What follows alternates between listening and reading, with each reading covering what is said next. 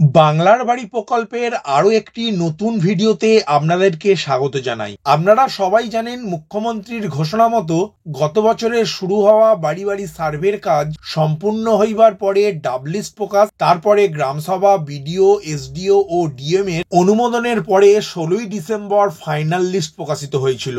সেই লিস্ট অনুযায়ী ঘর পাইবার যোগ্য ব্যক্তিদের নাম এলিজেবল তালিকায় থাকা ব্যক্তিদের ব্যাংক অ্যাকাউন্টে 16ই ডিসেম্বরের পর থেকে ঘর তৈরির প্রথম কিস্তির 60,000 টাকা ঢুকতে শুরু করে, যা এখনো চলছে। এই পরিস্থিতিতে 3 মাসের মধ্যে বাংলার বাড়ি প্রকল্পে বাড়ির কাজ শেষ করার কথা। সেই হিসাব অনুযায়ী মার্চ এপ্রিল মাসের মধ্যে এই প্রকল্পের বাড়ি তৈরির প্রাথমিক ধাপ কমপ্লিট করার কথা উপভোক্তাদের। কিন্তু বালির দাম লাগাম ছাড়া হওয়ায় ঘোর সমস্যায় পড়েছেন তারা। এই প্রেক্ষিতে বালিঘাটের ইজারাদার নিয়ে বৈঠক শুরু করেছে জেলা প্রশাসন। বেঁধে দেওয়া হয়েছে বালির দর। আজকের আপডেটে বাংলা আবাস যোজনার উপভোক্তারা পাকা বাড়ি তৈরির প্রধান উপকরণ বালির দাম নিয়ে যে সমস্যার মধ্যে পড়েছেন তা নিয়ে রাজ্য প্রশাসন ও জেলার আধিকারিকরা বালির দাম নিয়ে ও বালি খাদান নিয়ে যে নির্দেশ দিয়েছে তা নিয়ে আলোচনা করব।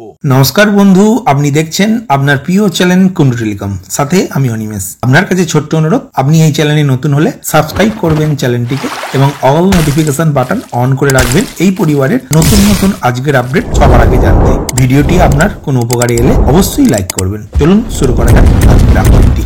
খাতায় কলমে রাজ্যের কোনো জেলায় বালির আকাল নেই, আবার কলকাতা অভিমুখে সেভাবে বালি বোঝাই ট্রাকও যাচ্ছে না। অন্যদিকে বেআইনি অনেক বালি খাদান বন্ধ হয়ে যাওয়ায় বৈধ খাদান থেকেই বালি নিতে হচ্ছে ব্যবসায়ীদের, আর সেই বালি স্থানীয় এলাকাতেই কাজে লেগে যাচ্ছে।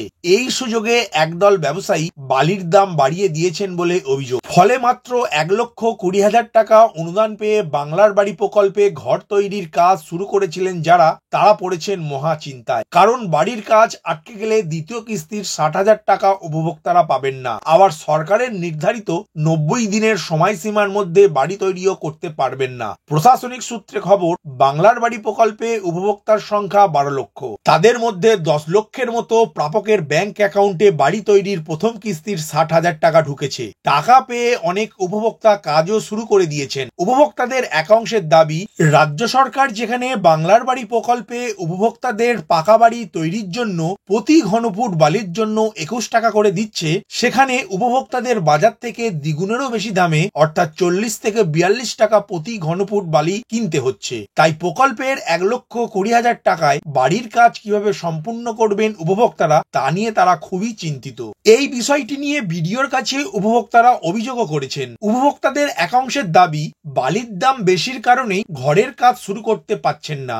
এই দামে বালি কিনতে হলে নির্মাণ খরচ অর্ধেকের বেশি বালি কিনতেই লেগে যাবে। অন্যদিকে জেলা প্রশাসনের এক আধিকারিকের দাবি, বিডিওরা বালিঘাটের ইজারাদারদের সঙ্গে বৈঠক করছেন। বালির আকাল রয়েছে এমন কোনো অভিযোগ তাদের কাছে নেই। বালির দাম কমতে শুরু করেছে। আবাস প্রকল্পের প্রাপকরা ঠিক মূল্যে যাতে বালি পান সেদিকে তারা নজর রাখছেন। প্রয়োজনে কুপন চালু করা হতে পারে বলে এমন খবরও পাওয়া যাচ্ছে।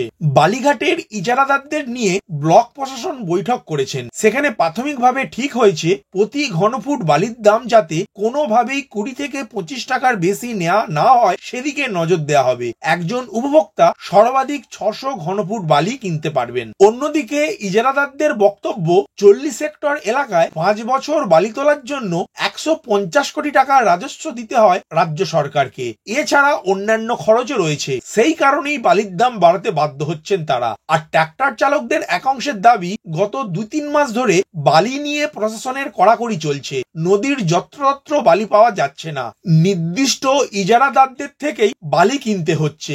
সেই কারণেই বালির দাম বৃদ্ধি পাচ্ছে। প্রশ্ন উঠছে, বালি থেকে সরকার মোটা টাকা ইনকাম করছে, তবে বালির দাম নিয়ন্ত্রণে সরকারের কেন কোনো নিয়ন্ত্রণ থাকবে না? প্রশাসনের বেঁধে দেওয়া দরে উপভোক্তারা বালি পাবেন কিনা সে বিষয়ে অবশ্যই প্রশ্ন থেকে যাচ্ছে। সুতরাং আজকের ভিডিওর মাধ্যমে বুঝতেই পারলেন, বাংলা আবাস যোজনার উপভোক্তারা 2টি কিস্তিতে পাওয়া 1,20,000 টাকায় কিভাবে বাড়ির কাজ সম্পূর্ণ করবেন তা নিয়ে তারা চিন্তিত।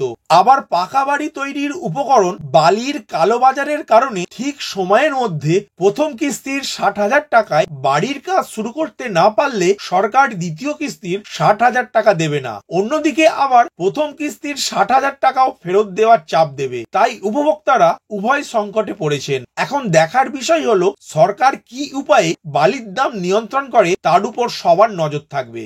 ভিডিওটি প্রথম থেকে শেষ পর্যন্ত দেখার জন্য ধন্যবাদ। এই ইনফরমেটিভ আজকের আপডেটটি আপনার বন্ধু ও পরিচিতদের জানাতে বেশি বেশি করে শেয়ার করবেন, আর অবশ্যই কমেন্ট করবেন ভিডিও সম্বন্ধে আপনার কোনো ডাউট বা জিজ্ঞাসা থাকলে, এবং আপনার কোনো মতামত জানাবেন। ভালো থাকবেন, সুস্থ থাকবেন।